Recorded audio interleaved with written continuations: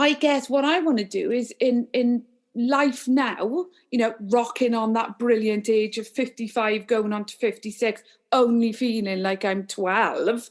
I just want to live life, but give other people just this purpose and empowerment to be able to serve themselves and to serve others as well.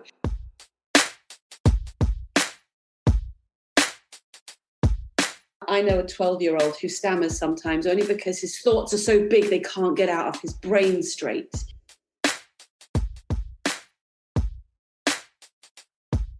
Are they the 2020s whoopee cushion? Now then, Ludo, we're not even going down the route of talking anything as vile as that now. You're really lowering the tone of the conversation, okay? We don't do any sort of raspberry noises or things like that. This is the intelligentsia. Welcome to the Qualified Tutor podcast. I'm your host, Ludo Miller, and I'll be interviewing tutors and thought leaders from across the tutoring landscape to inspire, inform, and motivate you to become the best tutor you can be. The Qualified Tutor community is a safe and supportive space for tutors who love to learn and grow. We offer training, resources, ideas, and a chance to connect with like-minded tutors. If you'd like to continue the conversation, join our Qualified Tutor community at www.qualifiedtutorcommunity.org or find it in the show notes. We're so happy to have you as our newest community member and great big expert in special educational needs and bringing the fizz back to the classroom. And so this is the first of many podcasts and workshops. This is the first opportunity to bring your voice into Qualified Tutor, Nina. And so the first thing that our community members need to know is who you are and where you're coming from as an educator. So let's start with that, no pressure. Okay, so can I just say, first of all, I am absolutely having a woohoo moment and I'm so privileged to be on here with you. It's like, I'm doing a little bit of a chair dance and probably some of you can't even see me doing that because you're tuning in and listening right now. But my rather gorgeous, glamorous, beautiful figurine, which I've worked for years to look like this, are gently sort of moving from side to side in that sort of like, that sort of wiggly mode. So officially, my name is Nina Jackson. And I bet you can't tell that I'm actually proper tidy, lush like Welsh in it. But I am. And English is actually my second language. So mae'n wych I fod ar y podcast gyda chi heddiw. A dwi'n joio bod gyda chi, Ludo a Julia. Which basically says, I'm really so well-tidy chuffed that I'm on this podcast with you today. So officially I'm Nina Jackson, but in the world of education, I'm known as the ninja because I love to move in mysterious ways. Now, when I say moving in mysterious ways, I'm not the fastest kid on the block, shall we say, with regards to my physicality, but my brain is a little bit speed-like sometimes, and I tend to digress off into amazing places. I like to take myself off into creative thinking worlds. I like to watch people and digest how they respond, particularly children and young people in classrooms. And I think if you were to Google this Nina Jackson person, I guess you would see somebody who on paper is an international mental health advisor. And let me have you know that international means if you get on a plane from Cardiff and go to Ireland, because you're crossing the water, that makes you international. But let's be serious. I've had the amazing opportunity to work in places like Chile and Ghana and Dubai and Kuwait and Hong Kong and China and Cyprus, and I could go on and on and on, as well as obviously amazing places in the UK. Now, my background is I trained as a music teacher, and I did music therapy, and I did lots of work in the area of SEND. And I don't particularly like the word SEND, special educational needs and disabilities, because for me, it's learning and living differences, because we all have our magical ingredients.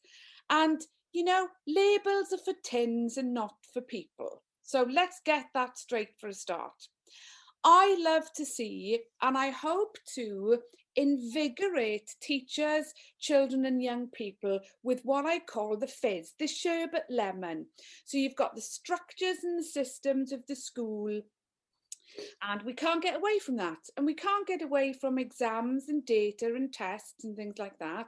But what we can embrace is that when teachers have this connection with children and young people, there's this sort of like, ooh, wow, fizz moment where children are so engrossed in what they're learning, they pass their infectious personality on to others in the classroom as well as the teachers. And as my dear friend Howell Roberts would say, sometimes it's about botheredness, and I'm really bothered to be learning about this.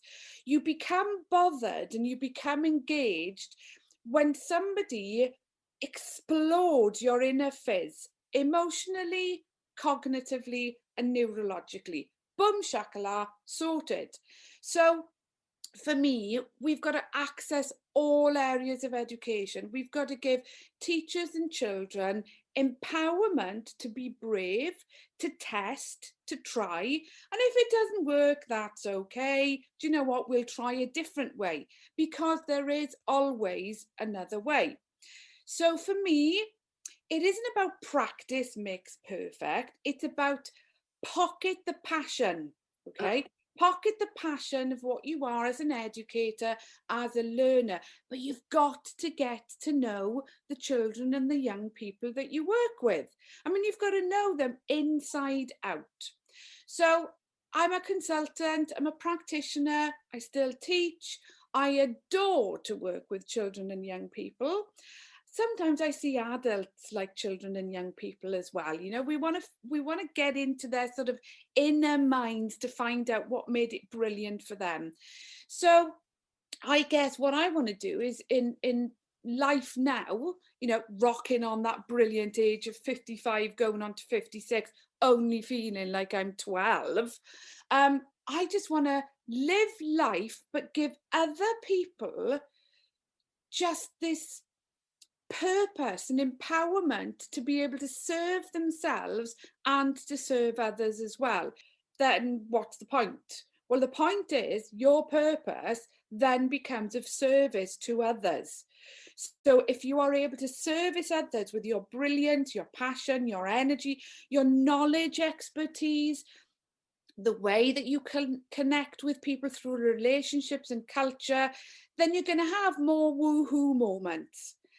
Now, I'm not short on talking, as you can see. I'm not going to say that it's verbal diarrhea. However, at some point, one of you needs to say, okay, Nina, then I think we'll move on at this point.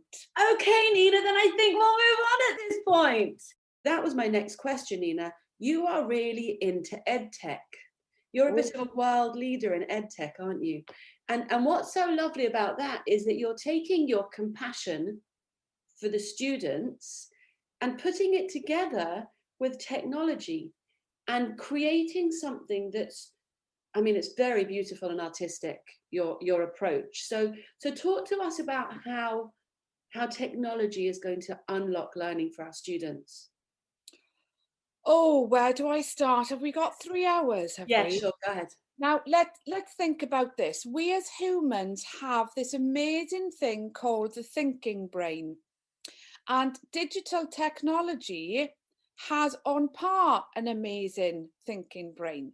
So my quest is to take the human brain and marry it with the digital brain so that they become compatible friends, colleagues, and together they can create these beautiful things for human beings from using accessible digital technology for social, emotional and mental health, as well as academic learning.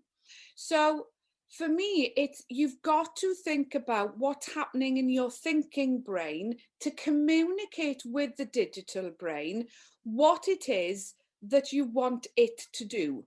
And then what the digital brain will do, it'll come back to you and go, ooh, I quite like some of those ideas, you know. Let me see what I can conjure up for you. And the digital brain can then present and represent your thinking, not only in a visual sense, but also through audio as well. I mean, we're doing a bit of a podcast now, and none of you can really see our faces, but you can hear the energy in our voices and maybe the tiresome few words that get stuck if you get a little bit of brain fog. And talking about brain fog, occasionally this is where the digital brain can come in and help you. So if we look at accessibility, particularly to do with our learning and living differences, imagine that your brain is like, sometimes my head turns into sort of like a spaghetti head, okay? And the spaghetti is all sort of like mashed together. And there's all these different sort of thinking strands going on, but I'm finding it really difficult to unravel my thinking. But I don't have enough time to write it all down. Or maybe I've got a little issue of dysgraphia and people can't read my writing. So what I will do, I will go to my digital brain and I will grab it and I will immediately use the speech to text. Now, what the speech to text can do for me, it can collate and collect my oracy, my words, okay, in super speedy time, faster than I can even write it down, and it can take it and produce it into text. Which app do you use, Nina? Because you were recommending one app.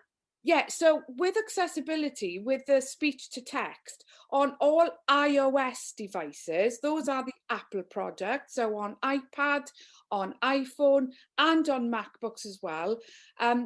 They're in the accessibility feature in settings. You go there and you link into spoken content. And when you go into the spoken content, you choose how fast you want the special digital brain to speak back to you. And did you know you can have it in different voices and different languages? Oh, it's so brilliant. It's fantastic. And also there's pronunciations. Right. Now, in the world of the ninja, if you've got these stud sort of things that go in your ears, yes, they're not ears, because for me they are years, and they are earrings, not earrings. So my digital device didn't recognize earrings, because if I had it on the UK voice, it wanted me to say earrings. Yes. So there is a facility there for pronunciations in all sorts of different languages. So let me drill right down. You're telling me that if a student is struggling with their spaghetti brain because they've got so much going on in there, they just can't. I know a 12-year-old who stammers sometimes only because his thoughts are so big they can't get out of his brain straight. Yeah. So you sort of want to turn them sideways so that he can get them out. You're telling me that by giving him a speech to text, you're going to help him to get it all out there and communicate his own intelligence in a way that seems to him too difficult on a pen and paper.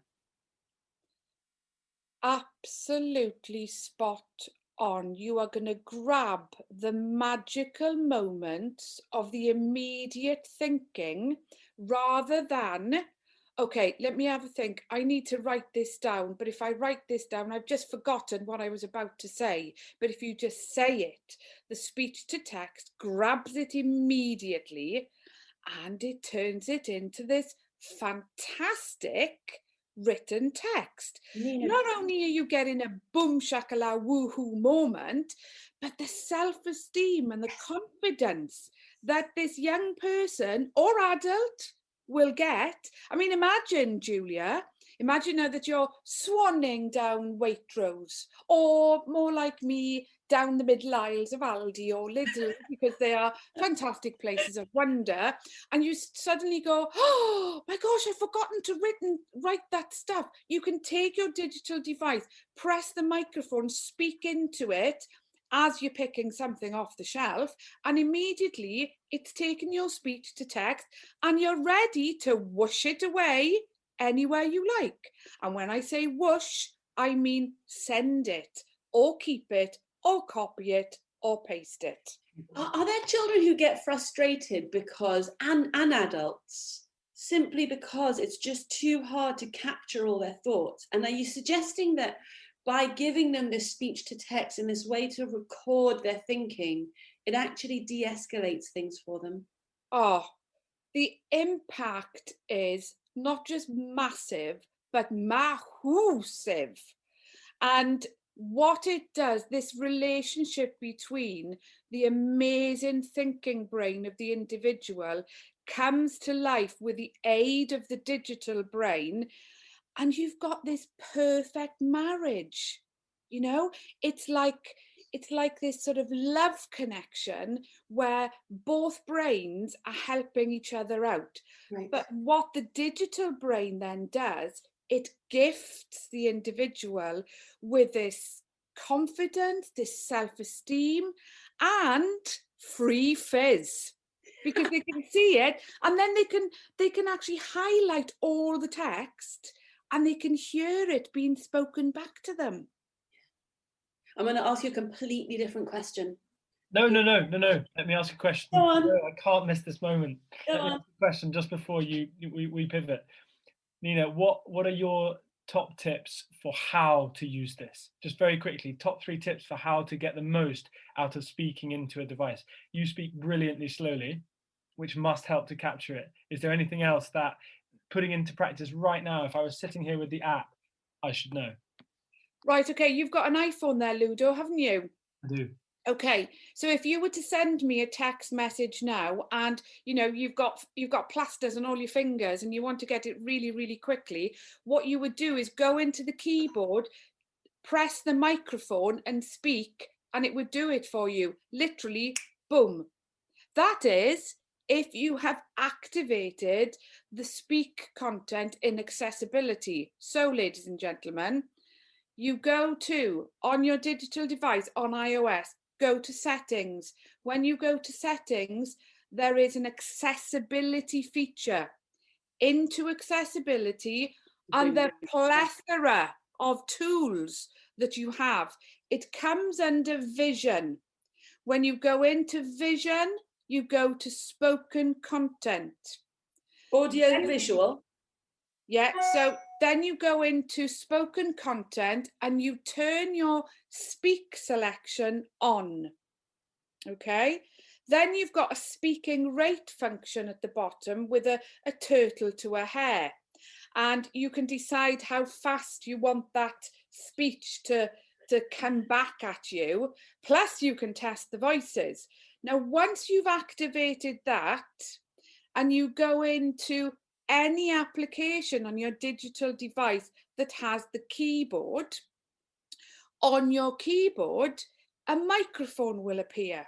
And when you tap the microphone, you may speak to your digital device, and your digital device will capture your speech and turn it into text. Super. Shakala. Got it, Ludo? 100%.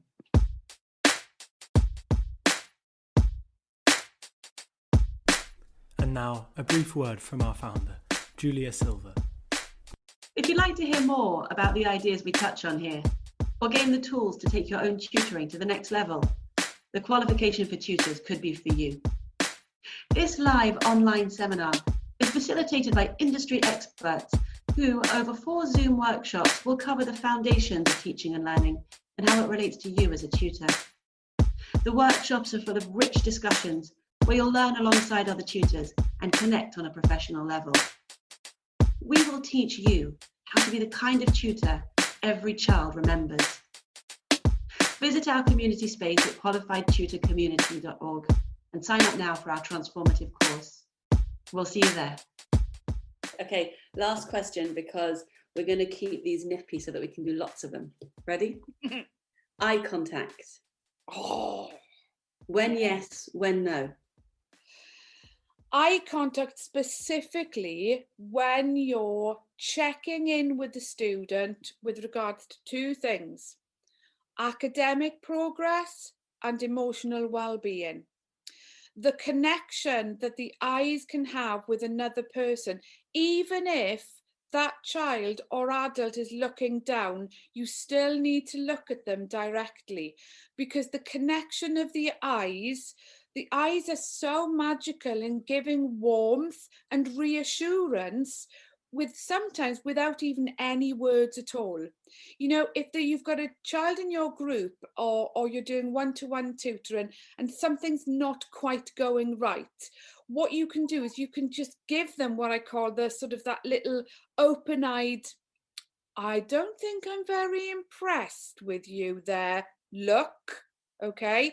But then when you've got your soothing, supportive eyes, especially if your head is slightly tilted to one side, which gives that very sort of warm, supportive blanket impression, what you're doing is you're connecting emotionally with somebody straight away.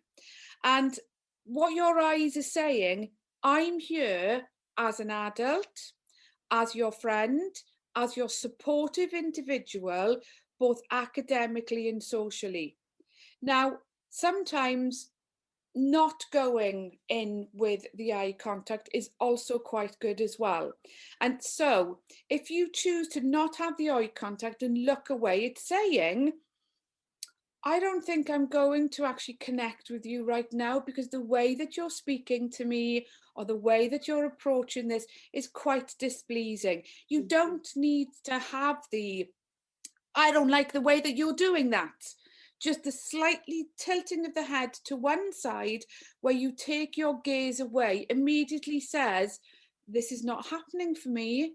And when you see things change, you know, when you hear or feel it, you bring back the gaze and you give the slight little nod of the head, but also you raise the eyebrows with the sense of eye approval, we call it. We go, aye, aye, here we go. Not a Captain Birdseye fish finger moment. However, it's saying that, yeah, do you know what? I'm really pleased with you there. And from Del Monte.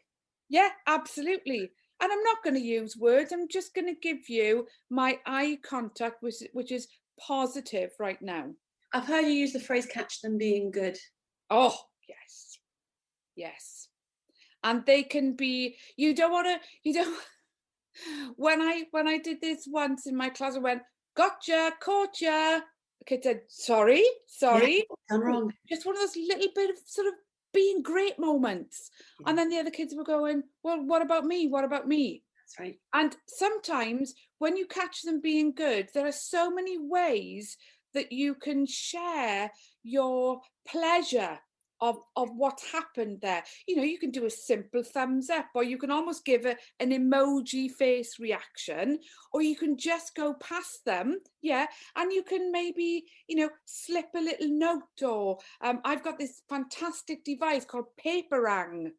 And with Paperang, you can print off this tiny little thing and rip it off like a receipt and fold it up and just gently slide it to the child or the student. It is the most amazing device ever. It's fabulous. There are children all over South Wales who have collections of those little notes, aren't there?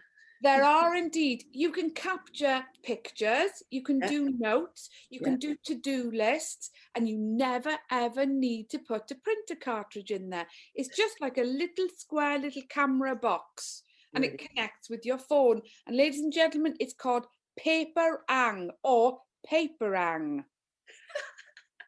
In all the accents. Paper. Right. We need to remember, okay, there are many skills, strategies and tools that we use with learners with learning and living differences that can be extremely empowering for all learners, okay?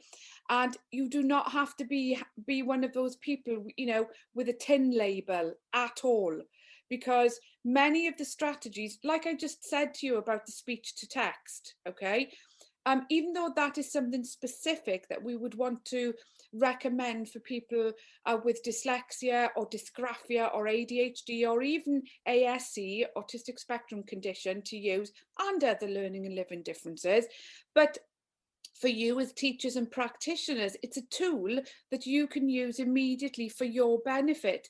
So you take the tool, you think, you have one of those thinking moments that goes, let me have a think about this. Oh, I could use this for myself, but also I could empower my A-level students to be able to use it for revision techniques, or those who are extremely, extremely academically gifted or magically talented, to capture moments of self-compassion, self-gratitude, and literally, you know, it's in that moment. They're not always specific for learning and living differences. They are what will help the learning and living differences to access learning, but also they're tools for everybody.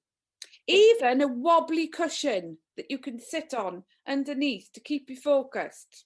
I suggest you get one. That's a good idea. Yes, wobbly cushions are brilliant. A very good idea. Are they the 2020s whoopee cushion?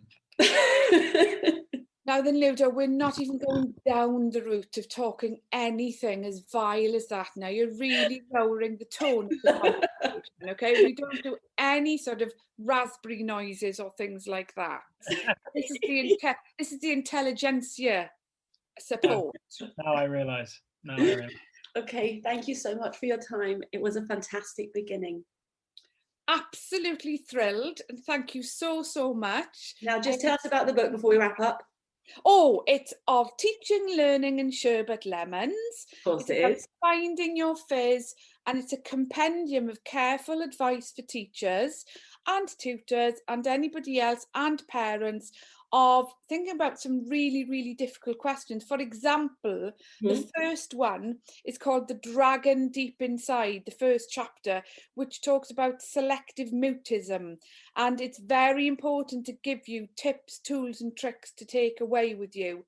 And there's a beautiful poem at the end of it about what it's really like to be a selective mute. And right now, there is a code, NQT30, that if you go to crownhouse.co.uk or to Independent Thinking Press, even though it implies it's for NQTs only, the computer does not know that you're an NQT. So basically, it's for everybody. Shove in the NQT30 and you'll get 30% off. No, not 25, that's 30% off. Ludo, we're not waiting for Christmas. We're doing Thanksgiving presents this year. And Christmas. And Christmas. And Hanukkah. All 8 days. Brilliant. Okay, goodbye, my friends. See you soon. Thank you, everybody. See you soon. You're the best. Bye. Bye. Bye.